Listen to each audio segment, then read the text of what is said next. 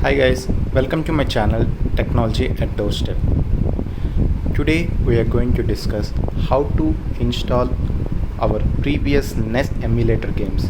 So which means that every 90s kid would know the games which they play, like Mario, Contra, and there are many other games which you have played by inserting a cassette, right? So the same thing which I'm going to discuss about how we can do it in your Android TV itself. Cool, right? Okay, now the first thing you have to install to do this is go to apps, in the get more apps, then search for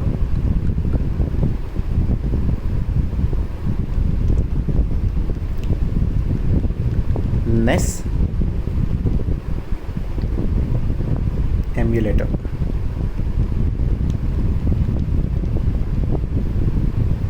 Okay, so once you do this, you can find many apps, but there are some free apps as well which I have installed. Let me find that.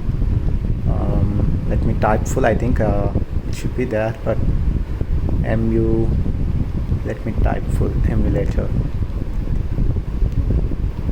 Okay, yeah, so I think this is the app. Yeah, so install this app. This is a 8-bit console emulator. So this allows you to play any NES games in your Android TV. So once you install, click on the play button, and then you see this is how it would look like. And what you need is you need a USB controller, something like this. Okay, so this is my very old USB controller, so which was used some 12 years back. So that's a very old one. I just got it somewhere in my rack, so then finally I took that outside. I thought how to use this USB controller, and then I thought, why don't we have our NES games played in with the USB controller? And I tried that and it really worked. So if you go to this, so you can see where you can find your NES emulator games. So what I did, I have went to the folder, so I have downloaded all my NES games. I will give you the link where you can download the games, and then put that in the download folder. As you can see, there are many games here, so you can actually see my favorite game in the NES games is Aladdin. So let me do this. So as you can see this, I'm controlling this.